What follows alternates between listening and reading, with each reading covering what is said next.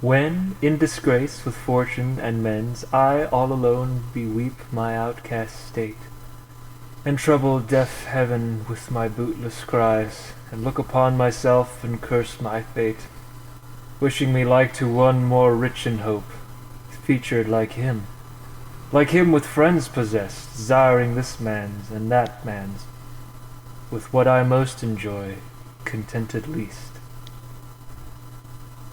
Is there more? Is it over? Is that it? This isn't a bit. Like, is that the whole poem? That was Shakespeare's Sonnet 29. He needs to practice a little bit more. You think so? Yeah. Did that just come out like last week? I don't think this guy's got a future in writing, I'm gonna be honest. Yeah, I don't. Alright, well. It's he rhymed eyes or what did he rhyme fate with? Well, I actually, it should have been eyes. I don't know if this. Yeah, maybe this. I wonder why this qualifies as a sonnet, because it doesn't rhyme. Like intentionally, it doesn't rhyme. Yeah, is it a satirical sonnet? No. You know, if a man writes a woman a sonnet, he loves the woman. If he writes the woman 1,000 sonnets, he loves sonnets. You know, you got a point there. Are you familiar with Petrarch, Luke? No, I have an energy efficient car. Is he the guy that goes do do do do do do do do do? Mr. Shark. Took me a second. Is that the bit you were going for? I don't. I was making a petrol joke. I don't. Welcome to the PoDumb, everybody. You guys are basically. It's a serious question. I don't. Well, which one? I don't know if you're doing a bit. I don't know anymore. Serious? The poem was halfway done and then it ended. I'm so confused. No, it's just he was talking about. Well, I already told you I googled poems about depression. Well, all right. So he said heaven isn't listening to him. He wishes he was like somebody else who is smiley and has things to do that make him happy. Well, then just do stuff you enjoy. I don't like. It's not a hard solution to the perplexing situation he's in. But he's depressed. Well, deal with it. All right. Don't be. So how's your new therapy job going, Gabe? You know what I do? I put on a copy of Jim Carrey's The Mask and down a bottle of malt liquor. Yeah, I watched. I think I figured out where your depression is coming from. Well, I had five patients. Yeah. They are all dead now. I had 5 patients. Also, the suicide hotline has been very busy. And They call me.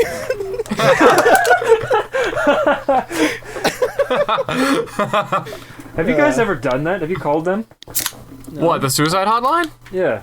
No. Have you? Well, Just to see what it's like? yeah, actually. I wonder what a phone call like that would be like. And I don't know. the number has to be posted everywhere because they want depressed people to be able to find it. Is it? I've heard actual reports of a person called them and got put on hold. Isn't it all volunteer work though? It might be. Or is it Oh, like they have like certain like therapists just with their phone on them all the time? So like they're out on a date, they get a phone call like I gotta take this, and they gotta talk somebody down. Yeah. Like that would be the most mentally straining job to have. I'm just remembering I had a coworker whose wife, that was her job, and just, all day she had to be available. Yeah. Just taking calls, just ready to have one of the most difficult conversations possible, just all day. Because you have the same job that the police officer has whenever there's like a bank robbery and you're trying to like negotiate with the bank robber to let people go. It's the same job, just constant. Like that sounds... And that involves potential death? Yeah, because like they're their own hostage essentially in that scenario. Like that that is the most mentally draining job ever, I would say. Like, oh, you did surgery for 36 hours? Ooh, like, come on, like... Yeah, I could never do that. Imagine Steve Martin's character from the first Muppet movie doing that job.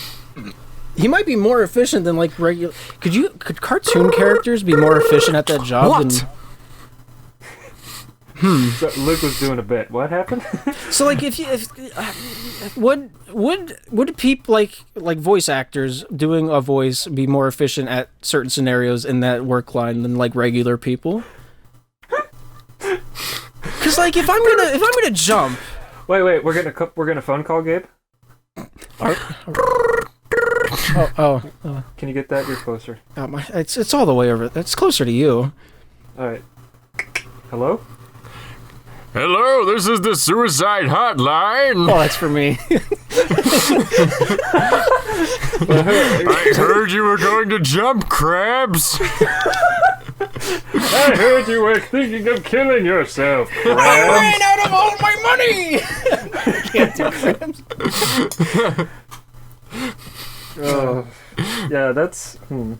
Like I'm sure that would work for a few people, but like having to be able to like gauge that, I don't know about that.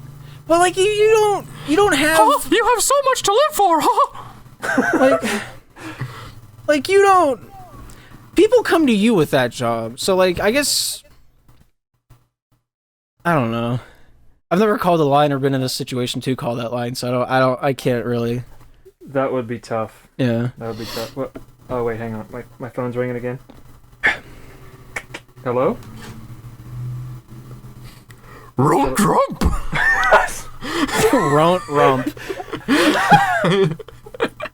All right. Scooby, I'm actually feeling pretty good. Why are you calling me right now? He's done his job.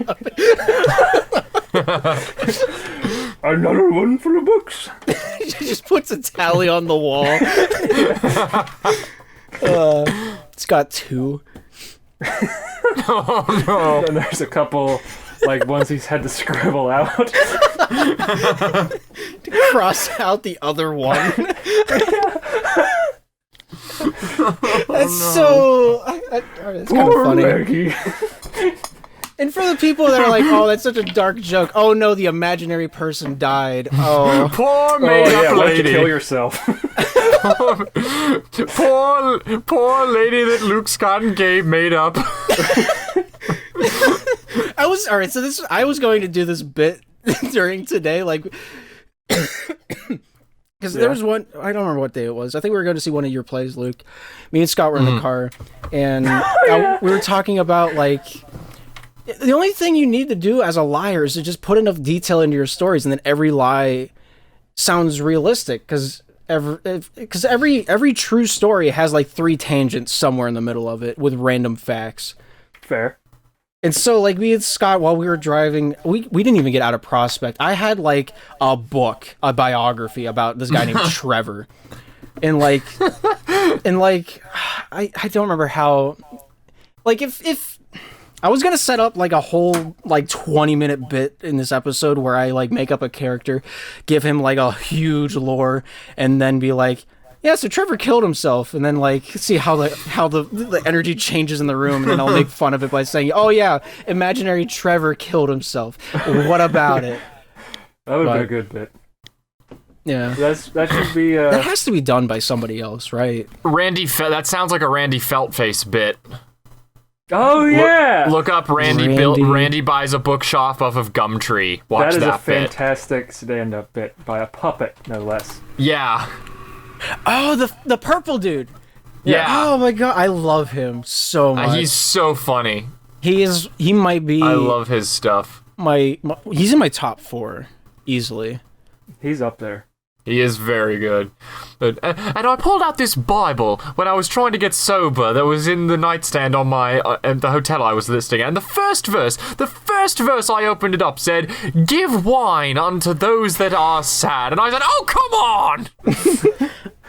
What would Jesus do? What would Jesus do? He'd get absolutely sloshed is what he'd do. I'm way ahead of you. That's okay. This is Mountain Dew. I know. I forgot the camera's not on to prove otherwise.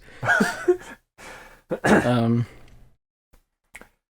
found my first female comedian that I find funny. Go on. I've been searching for 8 years to find a woman that can make me laugh. And I finally intentionally, and not by hitting the curb and saying "oops." Like, that's funny. Like, yeah, I had to work in misogyny somehow. I'm so proud of you. I can't pull her name up. It's Lindsay something. Dude, I was listening to her today. Is the brunette? I just discovered her too. Yeah. Yeah, she's a really good comedian, and I really wish funny. that she came to Pittsburgh, or somewhere close to Pittsburgh, Cleveland, anywhere. Yeah, hang on. What is her name? We need to. It's Lindsay something. I can't. Lindsay Taylor. Maybe. Taylor. My phone is the least coherent thing I've ever owned. I woke it up at the start of this episode. It's still waking up. Because I was going to bring this up also, but my phone just doesn't want to work. It's asking to get restart. Like, it's just not going to happen. Oh, wait. Are you sure it was Lindsay? Because the more I think about it, maybe it was... Shoot, what was her name? Amy Schumer? It Yeah! definitely wasn't.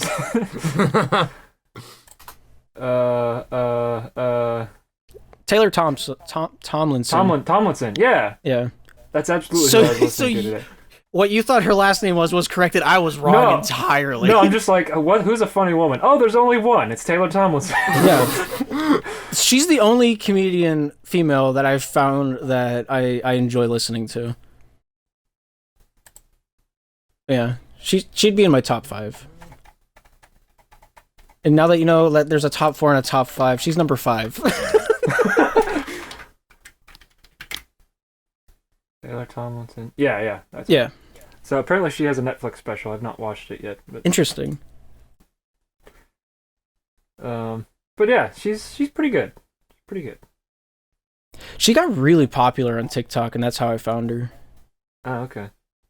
It's through the way I might have found her is because I follow Tim Hawkins and I get regular stand-up stuff on my For You page. So Tim Hawkins might be the reason I found her, which is crazy to think about. That makes no sense. Right? Well, you know, Gabe. What do I know? She's kinda... Hang on, my phone finally... Hang on. What was that? My phone woke up, so I put it back to sleep, and now a TikTok is playing while it's asleep. This phone is the worst thing I've bought ever. It took it 12 minutes to wake up and open an app. Anyway, so that's just gonna play for the rest of the episode, isn't it?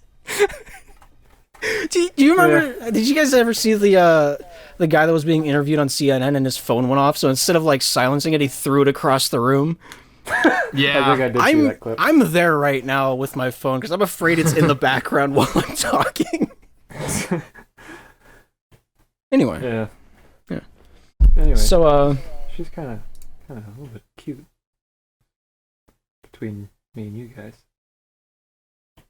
I mean, a little bit. Small touches. Pull up some photo. Oh yeah, Luke doesn't know what she looks like. Oh, her. Yeah, I've seen videos have been I've never actually heard any of her material. Okay. But like videos have been recommended to me, and I've just said nah. Yeah, I don't blame you. Sexist. And probably so.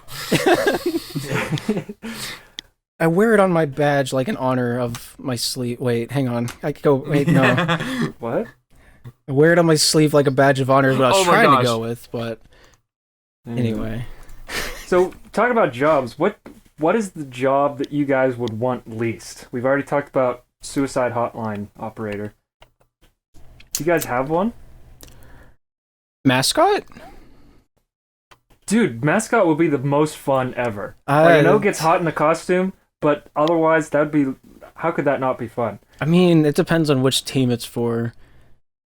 Cause like you need so much energy to be a mascot. Like I don't want to do that. I can sound excited, but I can't look excited. But it's the perfect job for introverts because you get to be in public without being yourself. I would have the permanent feeling of they can see me. And now I wouldn't be able to get past that. Nah. Yeah, but they're looking at you, and you can see them looking at you, and no. All right. I disagree. I think I could do that one. Luke definitely could. Yeah, I've technically done it before. Oh, true. I did a couple of years ago. A group that I did some summer theater work with did this like kind of drive-through Christmas meet and greet. Oh, that's not what I was thinking about at all. I thought you were talking about Kennywood. That was different. Okay, or explain. That was more I've costume. not heard this. Yeah, what is this? Okay. So this Christmas drive-through thing, it was literally just this company was doing a like, okay, people are still kind of being made to stay inside, so we're gonna do a thing where kids can still come meet Santa Claus, but they don't have to like, no one has to be worried about like possible cross-infection or anything like that. Sure. So it would so there were just a bunch of us dressed as different characters, and at the end, like we had a Buddy the Elf, we had an Elsa from Frozen, and then there was a Santa Claus at the end. I was dressed as the Grinch. Oh. And we were all just handing out like candy and cookies through the window until they got to Santa. To all the kids, and literally like I spent the whole day or most of the afternoon before I was ready to go out, just watching all the every Jim Carrey Grinch scene, just to like get in character and kind of get his energy down. And apparently I did a good job. That sounds like the most fun. It was really fun. The only time I had a bad time of it was when one of the kids was genuinely scared of me. Yeah, that would be rough. Yeah, and at that point, I just like you gotta slink away. Started acting bashfully, like covering my face with my hands. I just quickly gave the mom like the cookies that I was handing out, and then just backed away and let them keep going. All right, so managerial position viewing this. Why is the Grinch handing out cookies? Because it's not in character at all. It's end of movie. It's after the heart grows 3 sizes and he has a horrible heart attack. But that's not the fun part of the movie. Well, I still kind of acted like first part of movie Grinch. I was still throwing out like quips and yeah. I mean, you're gonna have fun talking. With it. Yeah. Like, what? I'm not in charge of it. I'm thinking of this like from like the Disneyland like mentality perspective, where like you have to be in character. The only time, have you heard of the Aladdin exception? Yeah, the Aladdin exception. I have Oh my gosh! I have something to add on to say about it. If you want to explain what it is, Scott, have you heard of it? I remember Bo Burnham talking about dressing up as Aladdin, but no, what is it? So the Aladdin exception. Correct me if I am wrong, but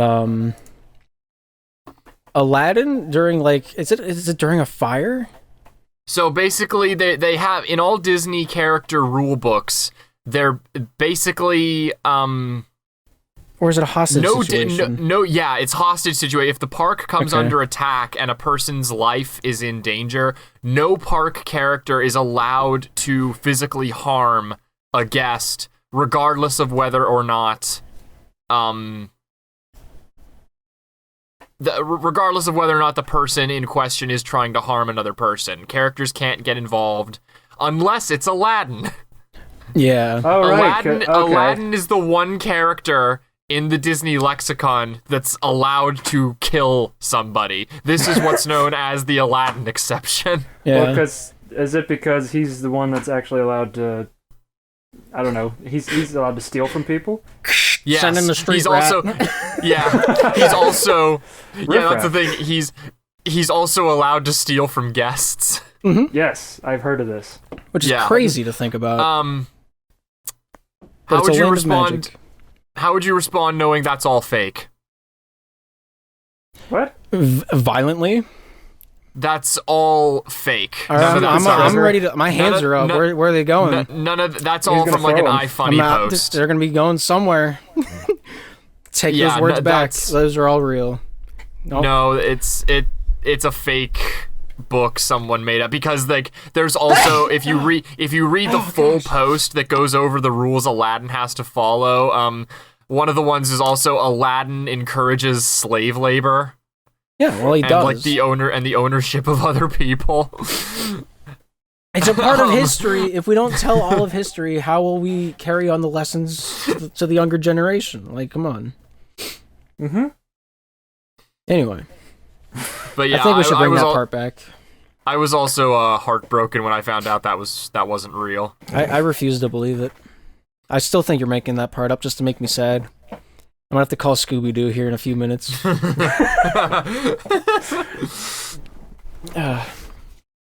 This is a weird after Christmas episode. This is the day after Christmas, December 26th. Yeah. I probably had time to record yesterday, but, you know, whatever. We're not going to record an episode on Christmas. Why not? Because there's so many other things to do, like pass out on my living room floor. Exactly.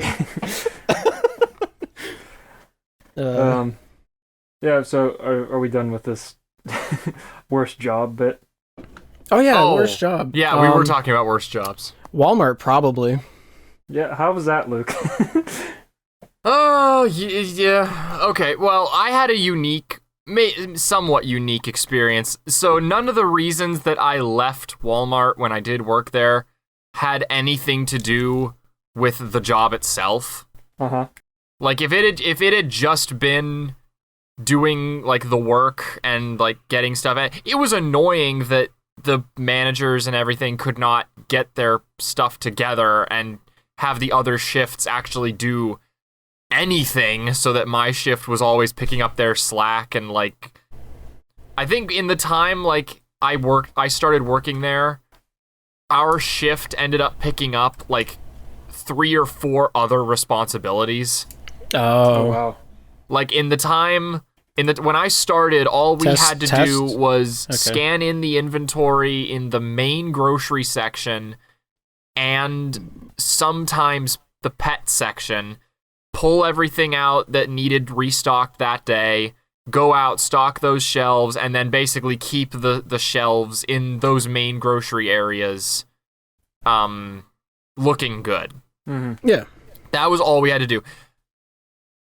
By the time I was done, by the time I finally left, we had to do that process in the grocery area, the freezer area, the cooler area, the pets area, the makeup and cosmetics area. The ball pit? We had to scan in and pull off of shelves for all those departments, stock those departments, then set up and help unload the incoming delivery trucks. My back hurts. Listening to this. That sounds pretty rough. And that was what was your shift? 6 hours? My shift was 4 a.m. to 1 in the afternoon. Ew. Well, I just can't do math. I refuse to do that. Somebody. 4. That's 6. It should have been about an 8-hour day. 3, 9, 7, 9. 14. 14? I'm Irish. Oh, okay. It's 14. 13. But honestly, but again, like, the work itself, fine. I didn't really mind it. We got in, we did it, we did a good job. Yeah. None of that was the reason I left. The reason I left was because my supervisor, the woman who ran our team, Janice. There are no non-4-letter words I can use to describe this woman. What about 5-letter words? Horrible person, horrible leader. Well, you sound like you found a couple, Luke. Well, but it's because we're on a nice podcast. I remember if this was any other kind of podcast, I'd be listing. I remember how upset you were at the time with her, and I felt so bad for you because, I mean, those types of bosses are far too common, unfortunately. Yeah. Yeah, I don't. Gabe, do you remember Travis at FedEx? Oh, the guy I trained that wouldn't listen to me. Yeah. She reminded me a bit of Travis. Yeah. Well, I mean, she was worse. I mean, even Travis was pretty not great. Travis sucked. Travis was single-handedly the reason I never went in on any days off. Yeah, exactly. Because I did once, and he gave me so much hard time while I was Why? doing it. I was like, you seriously are gonna sit here in every morning meeting, beg people to come in on their days off, and this is how you treat them? Yeah. No. See, I remember... Wait. Why? Hang on. Why did he give you a hard time? I have no idea. He gives everybody a hard time. Because he's a freaking narcissist who can't handle power. What did he say? It was basically so the belt that I worked on at the time always got really, really busy very, very quickly. And every time we got right at our highest point, the managers, including him, would always come in and take people off of our belt. Yeah. Every day, without fail, they would take half the people from our belt so that we ended up always having to cover. And he came in at one point while I'm trying to load trucks and was like, why is this so backed up? What are you doing? And I wanted to freaking explode. Oh, it's his catchphrase on him. Oh my gosh. It also didn't help that this was at the peak whenever the mask stuff was starting to get put into effect. Oh. And all that, and he came in again while we're all backed up, and he starts interrogating everybody that's not wearing a mask. So to put myself this in included. To put this in perspective for everybody at home, this job is like holding a 20-pound ball and doing 40-yard dashes for 6 to 7 hours. Yeah. That is the whole job. If you stop, you have more weight to pull now.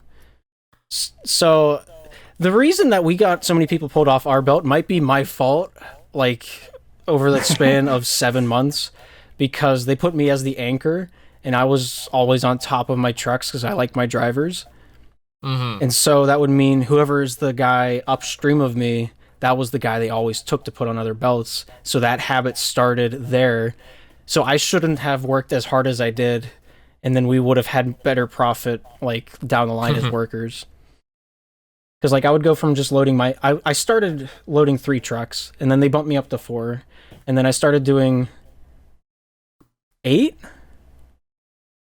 And then Paul sometimes would go down and he would take it off so it would only be 7. Then they added in more trucks on the other side. So there was a few days where I'm loading 12 trucks whenever, 6 months ago I was loading 3.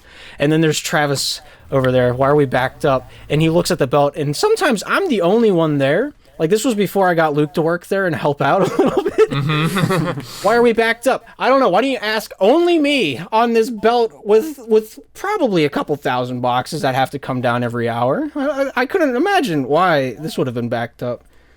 But Travis, from the first day that we met, I knew he was going to be an issue. Because they had me train him. I've never had a manager spot. Nikki came down the belt one day. She's the coolest manager at FedEx. She was cool. I did like Nikki. I don't know if she still works there or not. Because I hope not. I was talking to Anthony Frosch. He streams on Twitch. It's like Frosch Gaming. I saw that. Oh. One of the cool. He's the only person, according to him, that still works there that I worked there with. Really? Paul left too? Everybody cycled out. I don't know if he's seen Paul. He said he hasn't seen Paul in 7 months. Huh. Which is crazy, because Paul's only reason to go to FedEx was to not be around his wife. He never said that, but I'm pretty sure that is why. Oh. But it's crazy. The turnover rate over the span of 2 years was in the whole building, which is crazy. Except maybe Jeff Butterworth himself, which owns the building. Oh. Yeah. So the worst job, it might be FedEx, it sounds like. No, it wasn't that bad. I'd go back if the pay was higher. I have my answer. Yes. Yeah. My answer for worst job would be Kanye's PR guy right now. I'm convinced he doesn't do anything. I don't want to talk about Kanye. But hang on. Have you seen the images of the new merch line? No. How did you find this before I do? I follow it on Twitter. I'm putting it in the general. Is this the shopping bag line? No. Check it out. That's interesting. So how about that? That's pretty quirky. That's pretty crazy. So that's supposed to say like Ye 24. But they look eerily similar. That isn't real. There's no way it's real. I don't believe. Was it all just a marketing stunt? Well, it worked. I'm buying one. And I'm also pretty sure this one. Hang on, I'm putting another one in. Well, I'm pretty sure. So what we're seeing here is the word Ye and then 24 that looks eerily similar to swastika. Yeah. Symbolism. What the? What? So those last two images are the signs me and my brother are putting out in our yard. Maybe if he calms down. But what's that? Was the whole like I don't think Hitler was a bad guy just a marketing ploy? It must have been. There's no way it wasn't. Every time Kanye does something controversial, he releases something to go along with it. Like the whole drama between him and Skeet, Donda 2 came out. And now the Nazi thing, and now he has marketing campaigns around the swastika. What? So, Luke, is the shirt, the white shirt, is that actually part of the merch line? I can't find anything to indicate that it's not real. Well, I'm sure it's real. Yeah, but like it doesn't say Ye on it, so it might just be a swastika with the word peace underneath it. And rainbow colors. Yeah. This can't be real. This is a bit. There's no way. No, sorry. The rainbow one was from. It was some other clothing company was trying to quote unquote reclaim the swastika symbol. Good luck. Well, yeah, because I'm sure we all know it's not going to happen. Is a Buddhist symbol. Image flipped. Yeah. Mm-hmm. Okay. But do you know which way the swastika goes? Is it counterclockwise or clockwise? I can't remember. Ooh. Scott doesn't know if he's declaring war or making peace. Whenever is there a point in your life? Swastika symbol? Hang on, go back. Yeah, like is there a point in your life that's an actual whatever? We can move past this. How many episodes in a row have we talked about Kanye now? Is it 4? Too many. I don't even. I'm sorry. know. I only wanted to bring it up so I could show that merch because it made me laugh so hard. This is the first time in the last 3 episodes I haven't been the one to bring it up.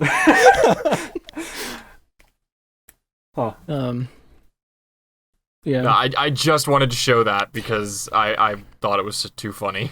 So me and my brother have decided we're gonna be Kanye's marketing campaign managers.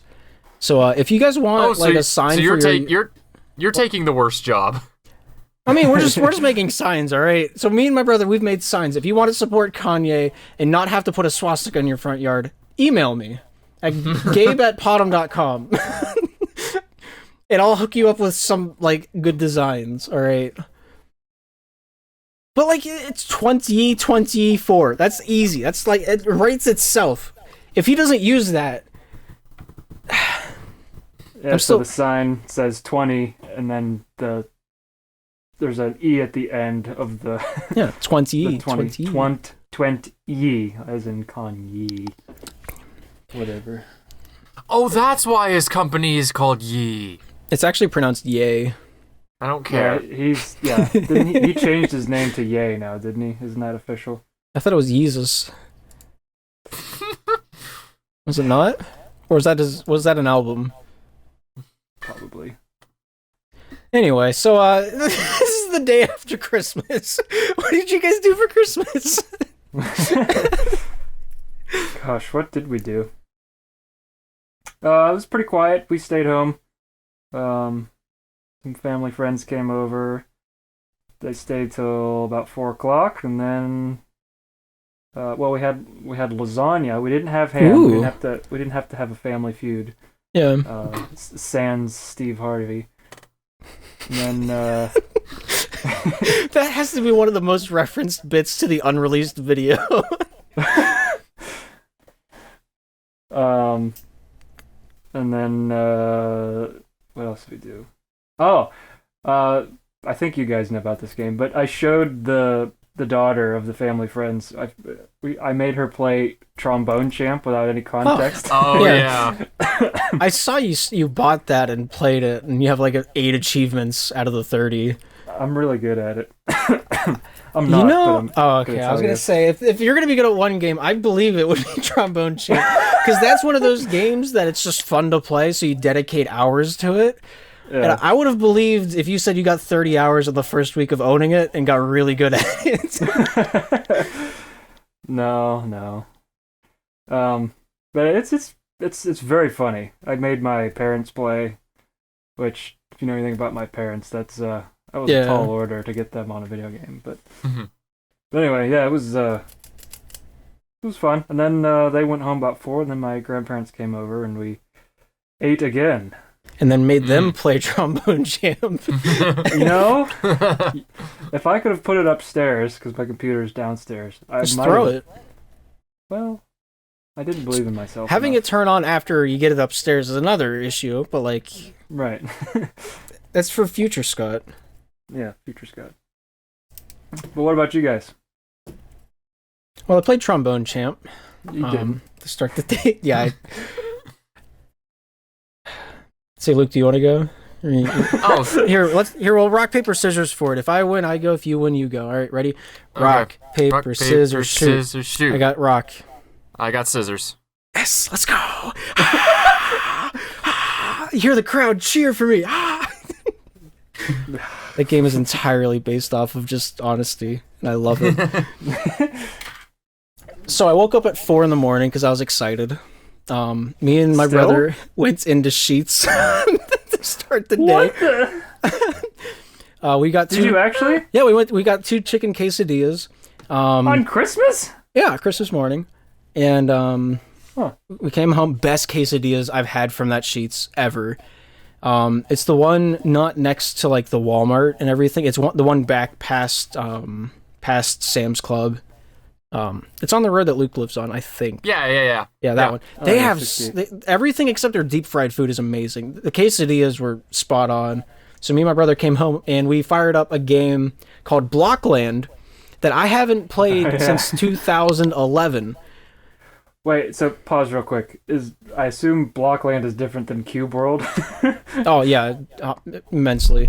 So the two biggest feuds of like the mid 2000s was Minecraft and Terraria, and then Roblox and Blockland. And the fact that everyone knows one of those games and not the other one proves who won the fight. Who won? Yeah. Okay. But Blockland still holds the most hours out of any game I've played, so it holds a special spot. That can't be right. It is. It is very true. You're kidding. Blockland? So Blockland, for those that none of you will know, is Legos Online, and it was such an open source game that you could just go in and you could mod in whatever game modes you wanted if you know how to code. And then you could download anybody else's mods and play with those. They were called add-ons back then because nobody knew what a mod was. Because they added on to the game. They didn't modify the game. They added on. Add-on. It's a joke, son. I get it. So we got on. There was this one guy that had a mining server. You mine ores. It's Minecraft without the building. It's been around since 2009. So we got on. We were reliving the glory days. Some guy named Zanny gets on and goes, Obi-Wan Kenobi. That was my name since 2009. I claimed it first. Obi-Wan Kenobi, I haven't seen you in 10 years. And I'm like, oh my gosh, who is this man? Why does he supposedly remember me? And it turns out this is the guy that I was best friends with in middle school that we played maybe 40-hour weeks on this game back in 2010, 2011, and we just spent like 3 hours catching up with each other, and it was the coolest thing. Holy crap. By just sheer... There's 20 people online last night, or I guess it was last night, or 2 nights ago, Christmas morning. There was 20 people total on this game, and it just so happened my best friend also wanted to play Christmas morning at 4 a.m. Bizarre. It was so bizarre. I'm sure he doesn't play Blockland all the time anymore. Apparently, he gets on like once or twice a week to like just hang out with friends. And I'm thinking that's one of the saddest things I've heard. Please play a different game. There's so many other options out there other than Legos Online that has an average of 60 people every day at peak. Gosh. But like the game makers itself haven't touched the game in 6-7 years. So the only people still playing the game are people hosting their own servers and playing on each other's servers. It was really cool. But that's how we started our Christmas. My brother goes to bed because he was tired. I stayed on and played with my old buddy. I didn't recognize him at first because like he changed his name in the game to be, you know, Zanny with an X at the beginning. Couldn't imagine what that's supposed to be. But yeah, we just server hopped and talked to people, and like he's like, yeah, such and such person still plays the game. I'm like, no, there's no way. He's like, yeah, he's online right now. He's playing Knife TDM or whatever it was, and we went on that server. We talked to him for a bit, and it was just like a 6-hour like reunion with like my old like middle school friends on the internet. That's wild, dude. And then 7-8 o'clock came around. My parents and my sister went to church. After that, they went to my grandparents, where me and my brother met them. My younger sister, but the oldest out of the 2 sisters I have, she moved out. So this was like the first time. Oh, slow down. What happened? Cassandra moved out like 4 months ago. So how's that going? I don't know. I don't really talk to her all that much. But she moved out with her boyfriend and her boyfriend's best friend down into somewhere in Zilly. It's like north side of Zillionople. Interesting. A man and a woman living together out of wedlock. Scandal. They're figuring it out. I don't. It was only a few months they were together before they decided to move in together. And I'm thinking that's great. I'd never even like plausibly think about that'd be like if me and Scott, me and you, Scott, if we got a place and I was dating a girl for like weeks, maybe months. Oh no, I thought you were gonna say if you two were dating. No, so did I. No, that's a little different. But like if I had a girlfriend of 3 months and she like wanted to move out of her parents' place, so I invited her to live with us in a 2-bedroom apartment. That's just so I don't understand. Anyway, so like that's her situation. Yeah, that'd be a massive no. Yeah, like I don't think I'd be okay with. I don't know if you'd be okay. Like it's just no. No. This is bro time. No girls allowed. Yeah, exactly. I don't know what you're talking about. You two share a bed and she gets the other room. You say that like bunk beds don't exist. Called top bunk, and I'm a bedwetter. Anyway, so this is the first time that I got to see my sister in a few months. Yeah. I'm going down the log jammer. What's that? Anyway. So this is the first time I've seen my sister in a while. She brings her boyfriend. I don't know if my sister's boyfriend has ever met the owner of Lance's shotgun before, but it was a good time. Like we hung out, we told stories. I beat my brother and my youngest sister Katrina in billiards horribly. I'm a god at that game. Oh my gosh, I haven't played it since last Christmas, and it was 3 rotations, and I won. It was crazy. Like it's just, I've never been in awe of my own talent except for last week. Like I slaughtered them. Like it was like animals. I was trying to make that a Star Wars reference, but I failed. I know. A little bit. You understood where I was going. Anyway, so we ate. We did what? We opened presents. I really don't know how my sister managed it because she started the day Tyler's parents' house, which is her boyfriend's name. Wow. She went to her grandparents' house. She followed that up with Tyler's grandparents' house, and then ended the day at our house. That's what I know of. She might have gone somewhere after that, but that's a lot of running around. That's a lot of running. That's too much running. That's 4 Christmases almost. That's too many. That is 4 Christmases. It's crazy. It's like there's only so many. It's like 3 hours at each place, and then you just move on to the next one and do it again. It's too much food because you have to like you feel obligated to eat at each place. Exactly. I felt so bad. My grandma made so much food, and I felt really because she pointed attention to like she makes vegetable pizza because I really like vegetable pizza. At least the way she prepares it. And I got so much food, and it was at the end of the line. Meanwhile, my plate was like full, like towering. And I'm looking at it like she makes it specifically for like me and maybe Cassandra. And I'm just looking at it like I have to take a piece, but I am already only eating half of this plate. And so I did it. But I don't know if I have the strength to do it. It was exactly that. It was exactly that. So I didn't touch it because I knew I wasn't even eating what I already had. And so, like, we got done opening presents, and my grandma realized nobody ate any vegetable pizza, and she brought attention. I felt so bad. But I didn't... Wait, the biggest surprise for me is that you put things on your plate that you don't finish. All right, so my grandpa made... you know what? I don't care what was prepared. I always finish whatever I put on my plate. There's never room on my plate. It's always full. There were 15 dishes made. I don't care. My grandpa made he prepared venison. He had deer steaks out there. He had I don't know what they're considered. They're just like smaller steaks. It's a different part of the deer. Okay. It's not where you cut the steak from. But he had like 4 or 5 different ways of like preparing deer meat. There was chicken, there was ham.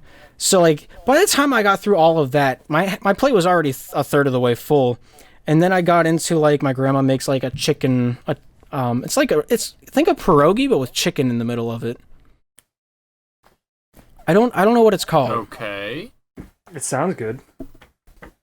But there was that, so I got some of that. And then there's just deviled eggs, mac and cheese. It's so much. It's too much food. It's way too much food. And then there's vegetable pizza at the end of it. And I'm like, yeah. So we finished there. We came back home. I passed out on the living room floor from all the food. From all of the food, and then being up since 4 a.m. So I slept through what was told to be 2 football games while Cassandra was at her boyfriend's grandparents' house. And then whenever they arrived there, I woke up. I got up onto the couch. I fell asleep again while we watched Charlie Brown's Christmas, which is like a half an hour nap. It wasn't much. Mm-hmm. And then we opened up presents, and then I fell asleep again onto the floor next to my stuff. So, like, most of yesterday is a blur outside of what I said. And eating. And eating, yeah. Talk about billiards. One of my family's reunions. I remember we were playing pool, and we were, like, only, like, half into it, and we were exploring the room, and we found pool noodles. Oh. And ended up scotch taping the pool noodles perpendicular to our face and using them as billiard sticks and playing pool that way. Huh. I thought you were going to go a different direction with that. Because, like, you know how Nerf swords have, like, the plastic interior and the foam exterior? Yeah. Wouldn't it, you could just, like, slide in the pool stick, and then you got a Nerf sword. Yeah, that's where I thought you guys were going. This was like a few years ago. We were too old for no. For Nerf. Don't you dare finish that sentence. Gabe, it's Nerf or nothing. Yesterday. Oh yeah, I forgot you guys shoot each other on Christmas. Yesterday. Yeah, it's my favorite pastime. I took videos this year of doing it. So one of my cousins, Dara, came back for the first time in like 3 years to celebrate Christmas with us because she's been at college in like Buffalo. What's her name? Dara. Huh. So she has the same birthday as you. Crazy. What's my birthday? I don't know. I just know that that's a fact. All right. It's April 14th? No, I think it's Brandon's. Is that yours? That's Dara's. That's Dara's birthday. Okay. So what's yours then? April 14th. Okay, How old is she? Same age as you. Is she single? Don't know. That's a great question. I know Anyway, go last on. year she wasn't, but you know. So she came back, and for some reason, she was the target of the Nerf battle this year. Fair. Because I have two younger I have two younger cousins that are like 4 and 5. Mm-hmm. And so my mom got them Nerf guns for Christmas. So they had that with immense amounts of ammunition. And there was one target on their list this year. And then that turned into, let's get our other Nerf guns out. And then like the guns got passed around, and Daryl was on the receiving end of a lot of it. And yeah. You know what? Good for her. I mean, that's, yeah. Yeah. She dealt with it. Yeah, that's all you can do, really. It's not like they hurt that bad. I mean, there was... No. All right, so It is annoying. last year, I didn't know this until like last night whenever we were talking about all the other Nerf battles we've had. My mom got shot in the eye last Thanksgiving. Not this like previous Thanksgiving, but like the 2021 Thanksgiving. And so did my Aunt Crystal. And both of them said out of that one eye, there was a ring around their vision for months after that. Oh no! And I don't know quite, because I got shot in the eye as well, same as them, but I didn't have any, like, repercussions to it. So, moral of the story, suck it up, be a man. Ladies. Yeah, so that was my Christmas. I passed out after I got home from Grandma's. Alright, well that's... I didn't have anything to so drink. jolly of you. Right? But yeah. So, Luke, How was Uncle Mark? our Good. favorite uncle. Yeah, they're both doing very well. Let's go. Yeah, they came down. What's today? Today's Monday. So yeah, Yes. they. Yeah. What? Oh. Like late last week. Sorry. They came down. They were here Friday, and then they left this morning. Okay. Oh, okay. So they were here that whole weekend. Christmas, it was just a we had breakfast here, kind of a little more independently than normal. Mhm. They came about 10:30. We all did presents with each other, then ate lunch, ham, potatoes, that kind of thing. It was not a huge affair, but there was only 7 of us, so Yeah. it wasn't really a thing. We had a brief video call with my uncle at one point in the evening, and the rest of us just Dad watched football, and we all played board games. Sweet. Okay. It sounds like That a was nice all day. day.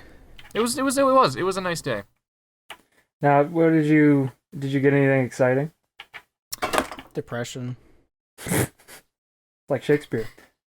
I gotta go call Scooby. I'll be back. Rump.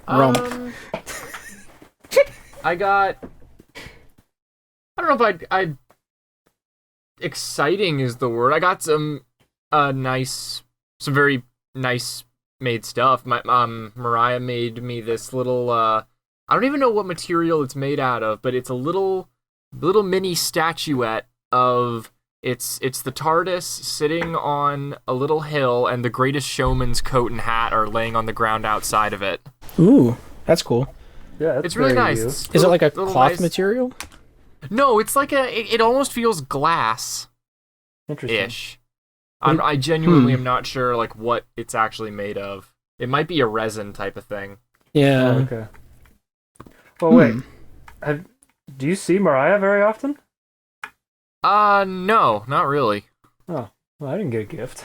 Yeah, what the heck? We shared one back of Scott's car ride, like one time. Like, I guess that means nothing to her. That wasn't her. What? I don't think my uncle was with her when we stayed down there. Oh. This isn't Angela. I'm thinking about Mariah. I'm thinking of a different Crossley. Mariah entirely. Yeah, I'm with Gabe and I Scott. were thinking about the same Mariah. Yeah. Okay. So this is My I like the other lady. My uncle's fiance. Whatever her forgot. name was. I forgot you're okay. Yeah, I don't know why, but yes, it makes sense that you were talking about your aunt. I just thought there was like some unwritten like romance going on, and we were finding out this way, but no. All right. No. Okay, so your aunt got you. Okay, well, Made me. Made. Oh, Yeah, she made it. That's crazy. that's fantastic. Mm-hmm. Your Uncle Mark just keeps getting better. He's got a super awesome wife now. His name's Man. Mark. His name's Mark. That's all we know. He gave us Mountain Dew. What do you mean that's all we know? All I know is he's my favorite uncle, except that He's my favorite. He's definitely my top 2. He's top 1 for me. Right next to Shia LaBeouf. Yeah, jumping off your head. Shia LaBeouf. I've learned that if you just say something long enough, and it's just barely rememberable, people will start to believe it. That's what Hitler said. Not only that, but I've been saying for the last 6 years I should have taken Selena Gomez to the prom when I had the chance, and some people started to believe it this year. Can you give me some background? Well, I've just been saying that for the past 6 years, and so Around like who? now it's just like a fact, like just people in Discord, and so like people. I'm realizing that people can now listen to the podcast and realize that it's only true. It's entirely true. But like now it's almost an introduction to who I am. Because there was some new guy that joined the voice chat last night. They picked up some new game. It's like a medieval game. You go in with a loadout. If you die, you lose the loadout. Whatever you loot and live, you get to keep, kind of thing. It's like Dark and Darker or something like that. But so they picked up a new friend that he joins the voice chat, and they had to introduce who I was, and that's what they used to do it. And he's like, "Oh, that's cool." And No. I'm like, and like he's like, "Oh, did you go to the same high school?" I was like, "Yeah." Two huge lies, because I've never been to a high school outside of receiving my GED. My goodness. And so like now I'm just the Selena Gomez guy. Like, And they're not. the they're not almost even doing Justin a bit? Bieber for a week. Like he just believed it off the cuff. Like he didn't even ask a question. Like, oh, okay, that's cool. Like he didn't ask for the name of the high school. Like he didn't like fact check me at all. He just believed it. Well, wait, your buddies aren't doing a bit or anything? No, they are. They're in on the bit. Oh, they are. It's been 6 years since I've told them this, and every new person that joins the Discord, that's what I tell them. Like one of the first things, like, oh, get to know me. Oh, okay. So they just beat me to it this time, and because I wasn't the one to say it, he believed it. And I'm about that. Your buddies really got your back. Yeah. So do you guys do white elephant gifts? I did my first white elephant gift this year. It's weird. How would I even get my hands on a white elephant? That's what I said the first time. Like actual Lots of paint. yeah. I'm like, I don't understand how everyone has these white elephant gift exchanges, and I've never even seen a white elephant. Come on, guys. What? We're better than this. All right, so I was 14. We at are the time. comedians, sir. I'm achieving what is known as comedy. All right, You're welcome. I'm doing it exponentially. So what was it Laugh! like? What'd you bring and what'd you get? Spam. And what'd you get? Spam. Nobody wanted it. Everybody brought spam. No! I brought spam and then nobody wanted mine. So So I took it home. And then, well, after I ate it with a fork cold in front of them. to prove a point. Never breaking eye contact, just staring them all down. That's basically what happened, yes. That guy got a lobster. Nom nom nom nom. It's actually not too bad. Spam or like white elephant gifts? Spam. Yeah, well, Have you tried it with chocolate? I haven't tried it to begin with. No? No. Yeah, well, that was my first time too, with the chocolate. Were you on the way to the party? Whenever you decided, like, I need to get a gift. All right, so it's the group I'm in at church. They we we were supposed to bring a snack, and Spam came up, and the ladies there absolutely protested that they would ever try something so vile. And of course, the guys were like, "Well, now we have to get Spam." Yeah, now you gotta you gotta. The only I can't think of better vocabulary. You gotta encourage the bit. Yeah, you gotta let the bit bloom and grow. Yeah. How else are you gonna live, laugh, and love? You're not. So, call me ignorant, but for the sake of argument, let's assume I don't know what a white elephant thing this is. All right, don't feel too bad, because I didn't know. I'm trying to figure it out. I still don't know. I'm just trying to playing figure it it off out like I through do. context. I'm trying to figure it out through context, and I can't do it. See, the reason I brought it up is so I can figure out what it is. So a white elephant gift exchange is when a group sets a price cap. You can't spend more than that. You spend that much on a gift that, it's kind of useful or funny or whatever. You're supposed to. It's not supposed to be too serious. And then you wrap them, put them in a pile, and then the first person in the circle takes a gift, and they open it, and then if they want to keep it, so the first person keeps it. Then second person takes a gift.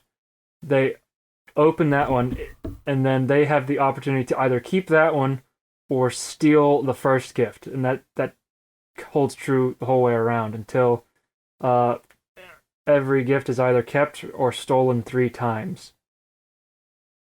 Does that make sense? This sounds horrible. What? Well, This sounds like Christmas Battle Royale. It is a little bit. I don't know, kind of. Yeah, I don't know if I said that right. You can't steal a gift more than 3 times. I'm sure it's like Uno, where everyone has their different house rules and. Oh yeah, for sure. Whatever else. But anyway, I brought Spam because I knew it would get a little giggle. Got to commit to the bit. Yeah, committed to the bit. Yeah. And also, chocolate-covered Spam is not that bad. Chocolate covered anything is okay. Yeah. At like minimum. Like Chocolate-covered ham?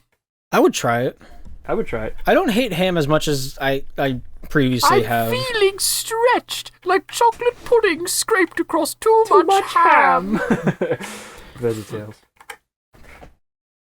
Yeah. Anyway. See, Yeah, yes, I have done a white elephant gift exchange. I have too, and I don't remember anything about it. What was the context? Well, like it was like a youth group party, Christmas party. Okay. That was the year that people almost lost their knuckles at air hockey. Oh? That was the most aggressive air hockey I've ever watched. Because the puck wasn't flat. Like, it was slightly warped from how hard they were hitting it. And so it would come off the table a lot. I guess it would. And, yeah, some people almost lost fingers. Like, the 2 people in the champion, because we just did like a double elimination bracket. And 2 people in the championship the next day at church had like bruised knuckles. And it looked like they were beating each other. And so like, everyone was asking questions like, what were you guys doing last night? Oh, we had a Christmas party. Oh, cool. Yeah, looking like they got disciplined by a school marm. Somebody got hit in the eye with the puck. They had a black eye. Like, holy crap. We looked like one of the toughest youth groups ever because of that. Yeah, like, you Baptists are really aggressive. Because, like, the way we sat in church was the girls had the very front row of the section, like the front pew, and the guys had, like, the section to the right and a pew back. So, like, we all sat collectively close to each other. Mm-hmm. And the pastor got up on stage and like looked across and like had a look of concern because he wasn't aware of any of this. Like his kids were fine at the party because they didn't play air hockey. But like we had a white gift exchange or white elephant gift exchange. I don't remember a whole lot about it other than somebody brought a box that it was a router box from Armstrong. and nobody was allowed to open it until the person that was going to go home with it had it in their hands. Oh, okay, mystery box. And so it was me, and it was 6 cans of Monster, and I don't drink Monster. Why not? Because it's too much, like, it's too much everything, and I don't like the flavor of, like, the original Monster. Says the man who drinks a 2-liter of Mountain Dew regularly. All right, so that's the 3rd can I've finished this episode, so I cannot argue with you on that front. But yeah. Monster Energy. Put it in your body and ask questions later. It gives you wings, or maybe it doesn't. What does Monster do? Makes your cardiac arrest.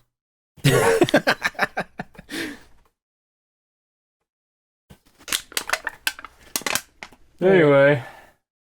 So. Now what, Gabe? It's a great question. Which one do you want me to talk about first? I think do what your heart tells you.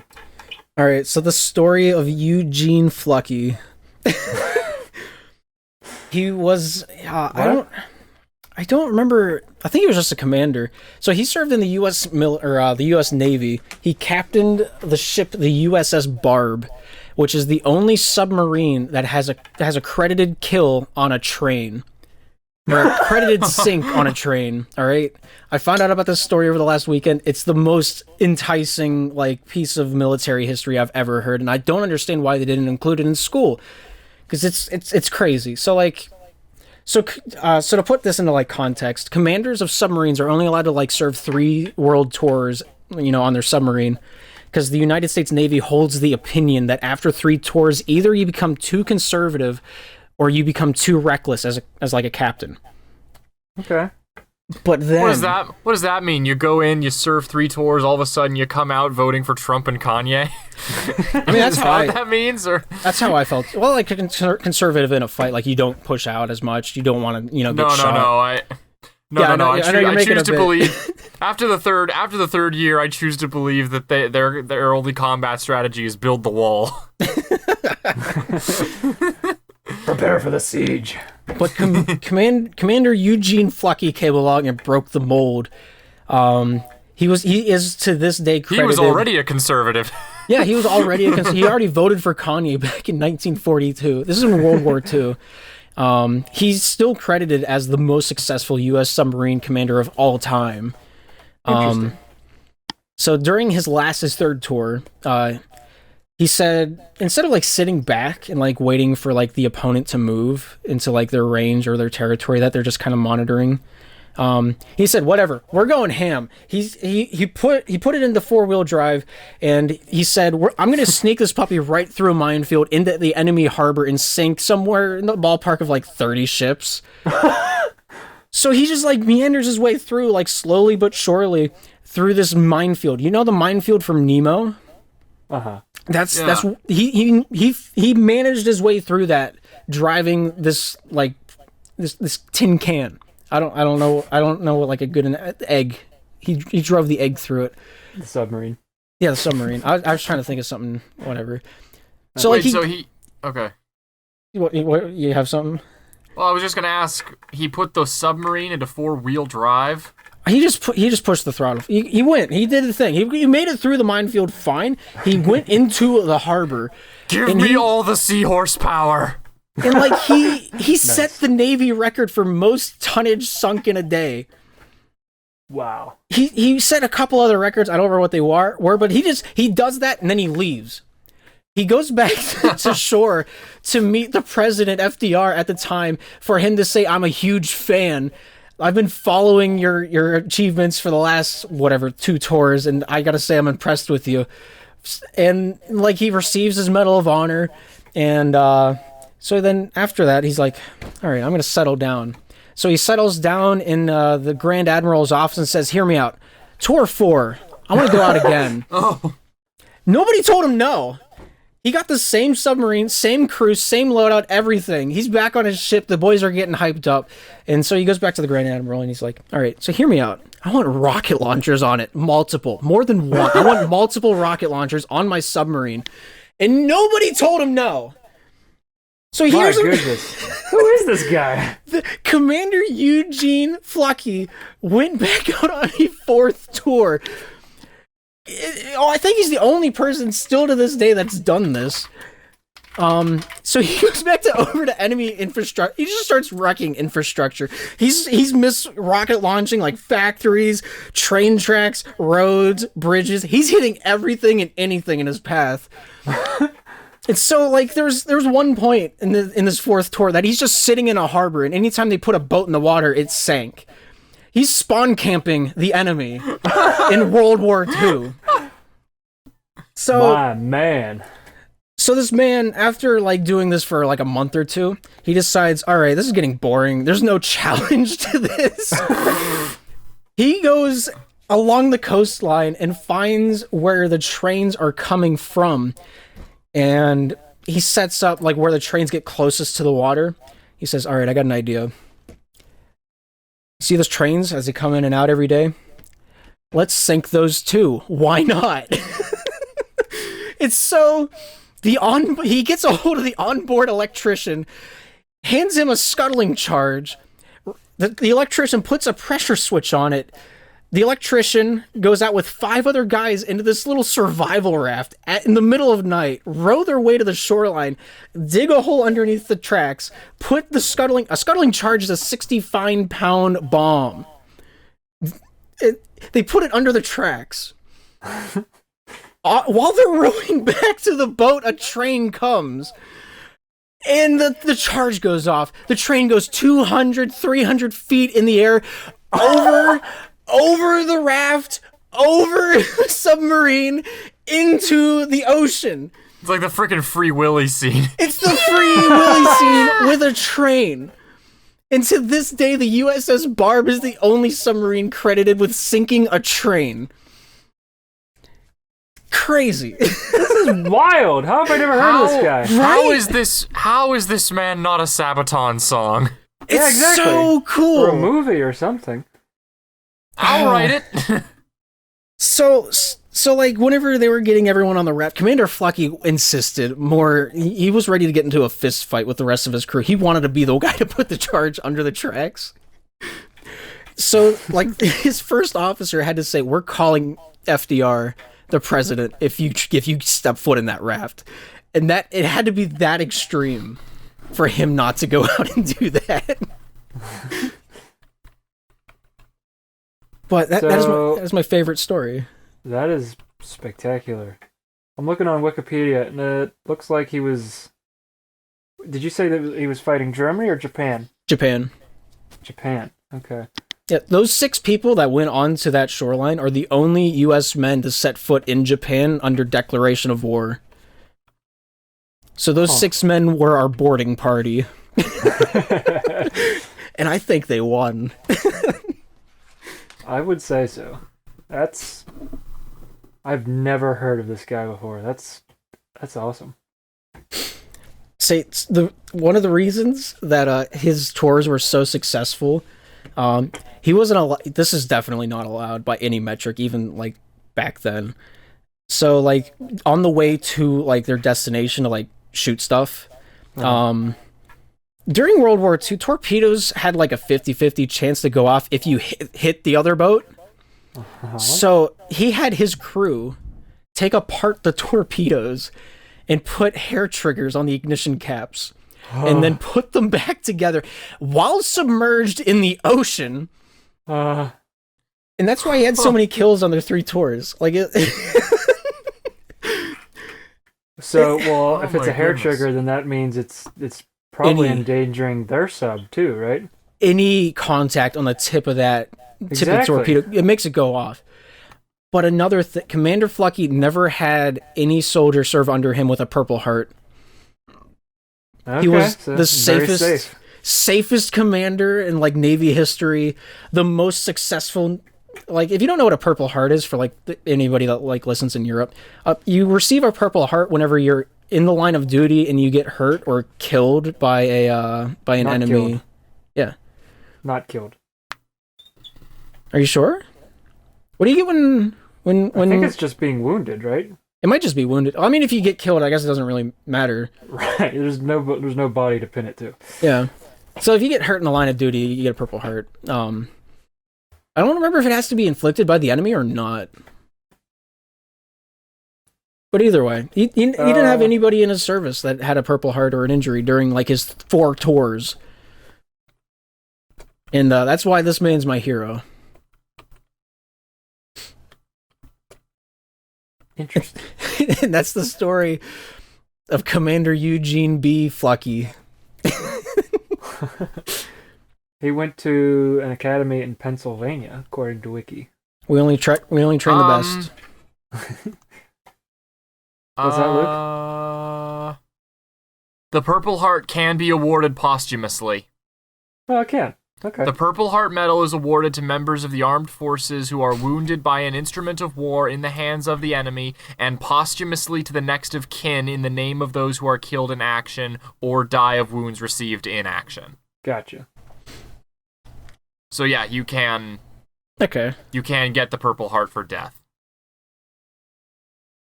You know who... This kind of... I think it just reminds me of, because it's like awesome people who fought in history that you don't learn about in school, which is criminal. Yeah. Have you ever heard of Fighting Jack Churchill? No. It rings a bell, but I don't remember the story. So, John Malcolm Thorpe Fleming Churchill was a British Army officer who fought in the Second World War and is the only soldier in history to have confirmed kills with a longbow and a broadsword. Yeah, I love this guy. He was known for the motto, "Any officer who goes into action without his sword is improperly dressed." Yeah. That's absurd. This man is one of the most hardcore like soldiers Cosplayers to have ever. basically. He also went into battle with bagpipes. Yep. Well, This they man did was a that morale anyway. boost. My goodness. I thought you were going to bring up the story of the guy that has, is it the Iron Cross from Germany? That's like their Medal of Honor. Well, who is it? I'm not sure who. There's a guy that has both the Medal of Honor and an Iron Cross. Oh. He faked being a spy for Germany and secretly gathered intel on America, but he was so good at faking it that some of it was right, some of it was wrong, and because of how close he was and how good he was at lying, Germany still believed till the end of the war that he was one of their spies. And he got an Iron Cross for it. So he was a triple agent? Kind of. Well, like the America would put out like decoy ships and then have him report that there's American forces at that location, and then they would go and sink whatever it was. And then we wouldn't have any casualties, but Germany sees like, oh, we just sank 4 battleships thanks to our spy. So like, yeah. That's what's interesting about the Second World War. There was a lot of espionage in that one. And my professor had the opportunity to go to the VA and interview people, World War II people who were involved. And she got placed at a table with a woman, and at first she's like, man, I mean, because, women, whoever she is, she probably didn't throw a grenade into a foxhole, so probably not. She's not sure what her stories are going to be like. But like, when she sat down and she started talking to her, she found out that she was a spy for America and did all these insane things, like always under threat of being found out and killed brutally. Yeah. And so anyway, my professor was very happy she decided to sit with her. I was gonna say either if she was a spy, like there's a lot of stories there, or if like they work the medic field, like that's got to be one of the most grueling tasks I have. But you also have, I'd be interested to hear like the medic stories of war, like what it was like prior to the fighting, during the fighting, after the fighting. Yeah, because it has to be one of the most traumatizing things. But at the same time, Exactly. Like, you hear the stories of all the soldiers that got to come home. You got to hear all the stories of the people, like, in the base during it all. Like, what were you complaining about at the time? Stuff like that. Right. What was the food like? I'm sure they were just MREs, but even still. I don't think they'd have MREs on camp. Well, they didn't have MREs during World War II. And Yeah. not in Vietnam either. They had canned stuff. Yeah, it's probably just a lot of beans. Lots of beans. Going off of what the United Kingdom breakfast is today, beans and tomatoes. Like, it's probably what it was back then. Is that actually a dish? Yeah, have you not seen what they eat for breakfast? It's crazy. Apparently not. Because we have the eggs, the bacon, like the toast, sometimes French toast. Like, those are all, like, great food items. I don't like the bacon particularly, but it's better than eating a tomato for breakfast. Yeah, I'm not a super big fan of tomatoes. Outside of, like, the application of, like, burgers, not super into it. Yeah. If they're not an accessory, they're not worth it, in my opinion. That's where I stand. Yeah, their breakfast is strangely like just World War II. Like, they haven't updated the menu yet. Yeah. It might have been because of the Queen. We might have a turn. I don't know. Gabe, come on. What? All right, so, like, the Queen, like, she was a fine woman. Like, I don't have any ill will. I mean, where is this going, Gabriel? she's not my queen. Hashtag. But everybody knows that she was uptight with, like, this super specific, we're British rules. So, I mean, yeah, that might have been part of, I don't know. Maybe culture will shift over there now. That's all I'm gonna say. Okay. Jay Schlatt killed the queen. Hey, what?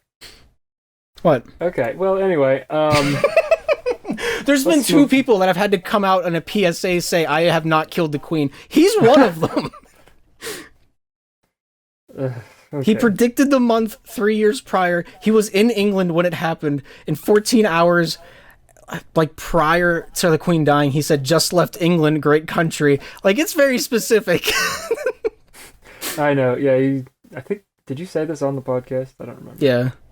Okay. It's probably the episode after the Queen died. I'm just throwing out, like, an idea. I don't know if that's true or not. We don't have Alvin fact check us live on the air. True. Anyway. Now what? Well, I had this other topic idea. What's that, Gabe? So let me put you in a scenario. I'm listening. You're sitting down at your desk one day, Yeah. and feeling a little thirsty, feeling a little hungry, and in front of you is a plate with beans on it. I don't understand why they eat beans for breakfast. That's, like, not even. I don't understand. So you have wine or cheese. Pick one.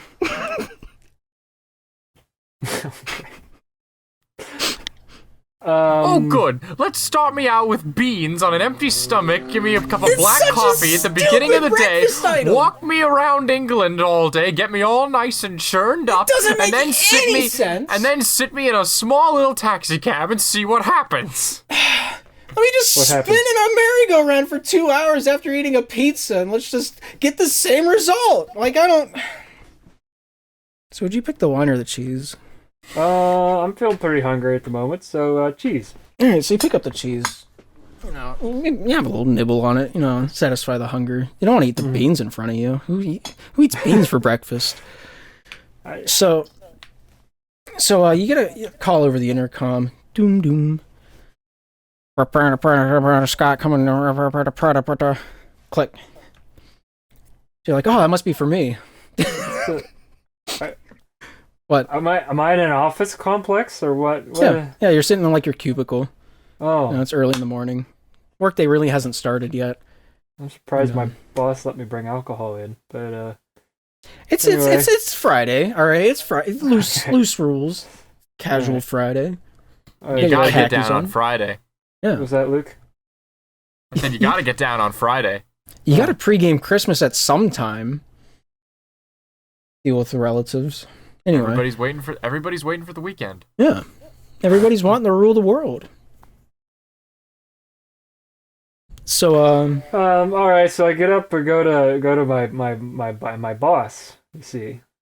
yeah, you see. All right.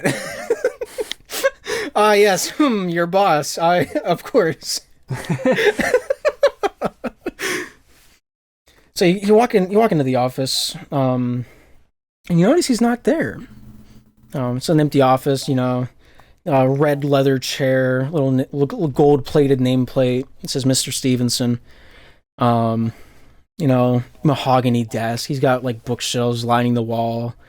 The only book on there's like 50, 60 books in each bookshelf. Mm-hmm. All of them Art of the Trade. All of them. Wait, isn't it Art of the Deal? Art of the Deal. Yeah. Okay. by Donald J. Trump. Yep. Yeah. What would you like to do in this empty office?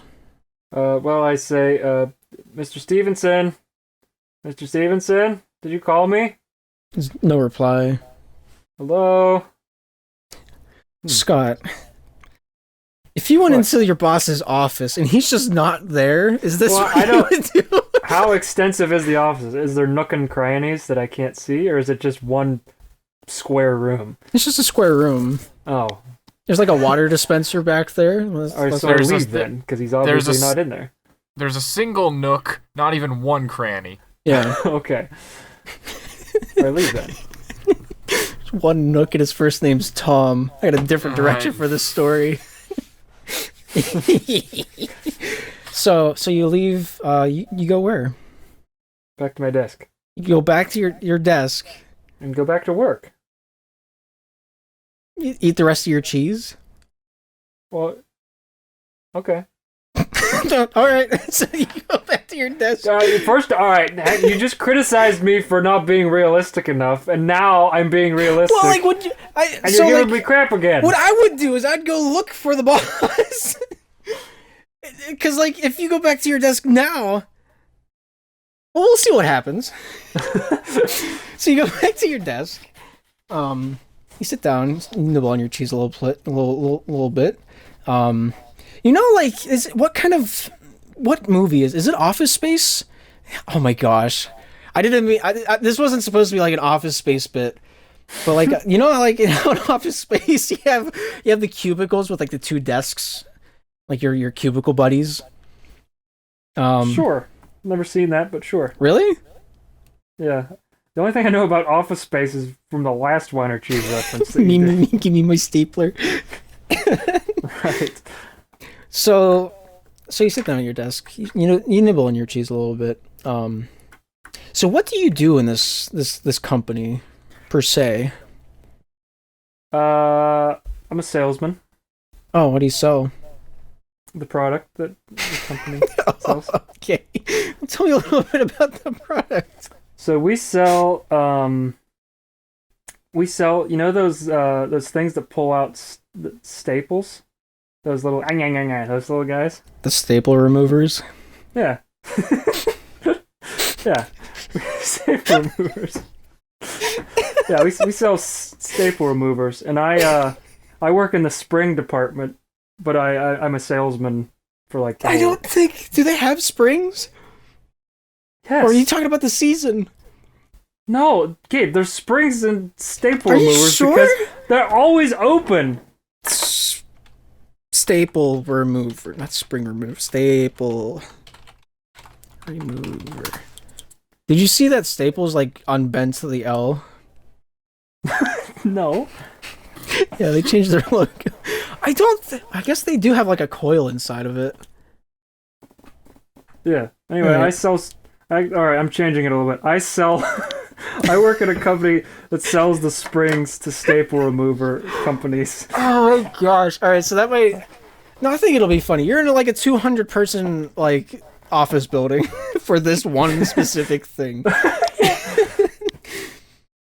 And so, your boss comes by, hey, buddy, did you not hear the announcement? Oh, hey, boss. Yeah, you weren't in your office, so I didn't know where to find you. about that. Did you even leave your desk? I did. Hmm. You can check the security footage. Yeah. Well, after Deborah had her episode, Oh, Deborah, yes. yeah, we're not able to have cameras in here. So So did you think about what was said at the last meeting? Because boss, I know. Look, listen. I'm sorry that I called Saudi Arabia accidentally and told them that they would be great for bombs, but I didn't. I didn't mean to do it. I thought he was just. I thought he was just an American who had an accent. I didn't know I was actually calling Saudi Arabia. Yeah. Well, I wasn't. I was asking. I was more referring to the wine that's on your desk. The wine? You can't do that. Come on. Oh. So I'm just gonna I'm gonna take that and this is mine now. But No, boss, I paid $17.95 for that bottle. You were the reason we had the meeting. You were warned about bringing wine into the. You're at work. Yes. Gabe, did you really bring this back? What an offhand comment at the beginning. You should be ashamed of yourself. So, if you can meet me in my office in say 5 minutes, that'd be great. He walks away. So this guy named Colin pops up over the cubicle, darts his eyes at you. That's whenever Luke, this is your character. Do what you want with them. Oh.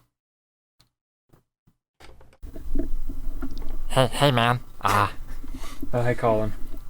What happened, man? I mean, what just happened? I don't know. He saw the wine I had here that I bought for my aunt. You brought wine into the office again, man? You know we're not supposed to do that. Big deal? I don't know. I wasn't gonna drink it. Dude, we had the meeting and everything.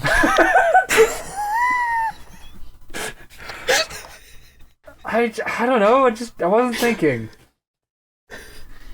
Well, I mean, what are you gonna do, man? I mean, that's strike two. I don't know, Colin. It's just I don't even know if I want this job anymore sometimes. Oh, don't say that, man. You're one of our best salesmen. I know, but I'm too good for this job. You sold more bombs to Saudi Arabia than anybody else on this floor. Thanks, man. On this floor, meaning that there's another floor that's outdone you. A spring salesman. I appreciate it, Colin, but this just isn't for me, you know. I've always wanted to be the man that sold the staples, not the staple removers, you know? You don't even sell the staple removers. Oh, yeah. I forgot. I've always wanted to sell stapler springs, you know? Not the stapler remover springs. You know, it's just, ever since I was 7, that's just, you know, my dad was a stapler spring salesman. I don't know anymore, Colin. Listen, man, you got a decision to make. You need to look deep inside yourself and think, am I here because I want to be, or am I here because this is the life that the world decided I should have? This is just the suicide hotline thing all over again. Throat rump. You know what, Colin? You're right. I'm gonna walk into that office and I'm gonna tell that boss he can't push me around anymore. I'm gonna get out of here. Wait, and what? Colin, I'm gonna get you that Afghan you've always wanted. What?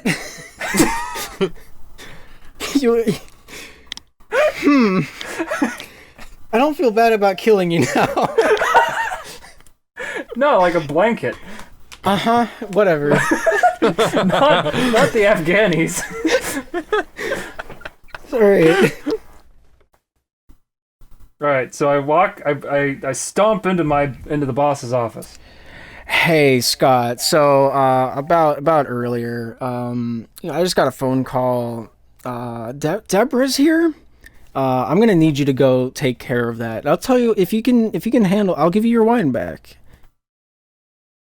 Sound like a deal? Yeah, that's great. He pushes you out of his office. But okay. She's in the lobby. Closes the door. All right. Well, what's one more job? You're screaming faintly.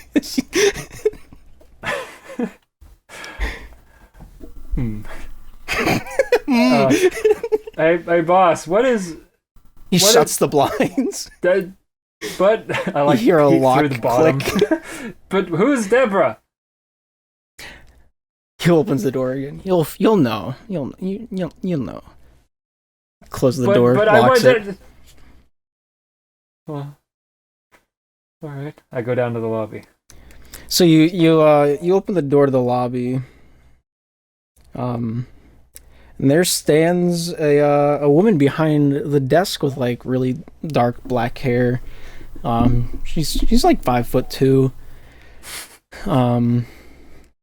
Like she's shredding through like these papers. Like, where is it? Where is it? It's got to be in here. Like shredding, literally like shredding. She's just like throwing things everywhere. Oh, rifling. Okay. Yeah, rifling. Yeah. Hi. Are you Deborah? Shut up. I'm busy. Well, my boss asked me to come talk to Oh, you. Ron. He's gonna send somebody to do his work. Oh yeah. Huh. That's Well, rich. You know this time of year. We're selling a lot of springs. Yeah, I'm sure you guys are. Deborah, is there anything I can do to help right now? You notice that there's a lot of blood on her hands. I don't know, can you? She like looks up at you, like a little cockeyed. What happened? Did you cut yourself? Oh, this? Yeah, I cut my, yeah. You can hear like really loud footsteps in the other room. Okay. Well, yeah, Ron, he was wondering if you needed any help. Oh, yeah, I'll tell you. I remember that I left my lunchbox in the room over there. Could you go and get that for me so I can get out of here? She like points across the room behind you. Because I have low self-esteem, I go do that. So you open the door, and on a table, like just across the room, is the lunchbox. You know, there's a few lights flickering on and off. It's there. There's a few employees sitting around. I pick it up and notice that it feels strange. It just has a weird weight to it. It feels strange. Like it doesn't feel like lunchbox weight. Yeah. Weird how that happens, huh? I don't know. So I see where you're going with this. Now I got a different direction. So you turn around. See what I did there? That was a bit. All right. And as you turn around, you can finally see the faces of like the coworkers that were sitting there, and they're not moving. They got a little bit. They got some blood on them. And the door shuts. Thank God it's Friday. Am I right? What's up? You guys are. Hang on. Why is the door shut? Hello, Deborah. Grr.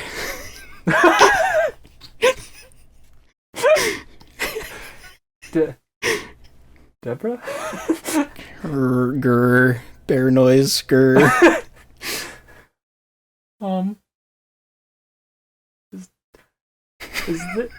Hang on. Let me get this straight. Am I hearing bear noises in the heart of Chicago? In the middle of an office building that sells springs? I say to myself. Is this the second time I'm gonna lead into a Justin Fields bit? Are you? Because we've done this bit before. Because I don't remember if it was me or if it was you or if it was Luke that we put it in Chicago, And then No. Bears were involved because the Chicago No. Bears. It was the Chicago Bears, but you're the one who brought up Justin And then, Fields. well, like he's their quarterback, so like I know. mean, it's just the next line of thought. So we're not going there. I just wanted to like draw attention to it. So you got the tension and the whole flow of the story right there. So You did, but you see the giant silhouette like slowly like wobble towards you.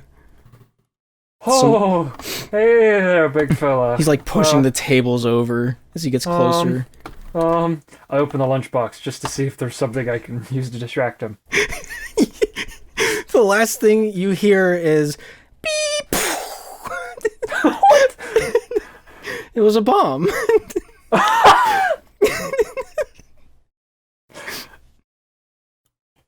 What? I thought you knew that. Like just No! well, I was gonna let you pick what was in there. oh, the lunchbox feels strange. Yeah, that was a toss up for you. Yeah, and I dunked it. Like I don't. It's a pretty good So the layup. wire cheese is over? Yeah, you. Oh.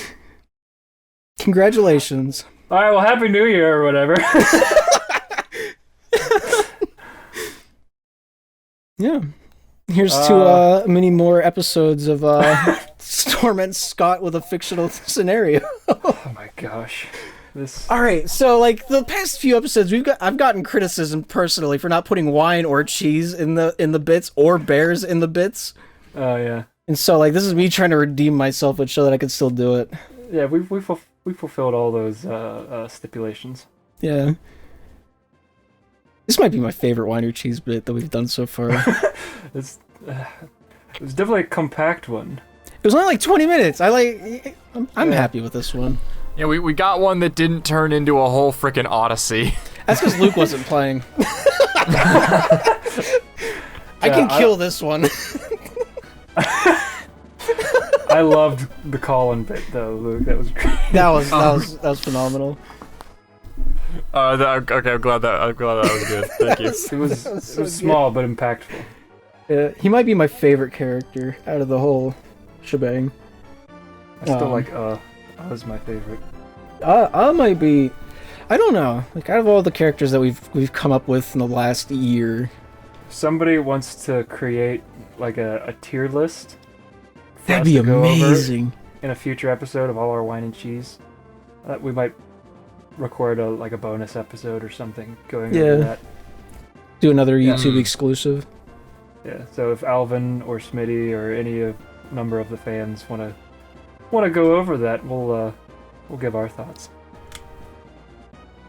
Yeah, I feel like there's only one thing left to really Think so?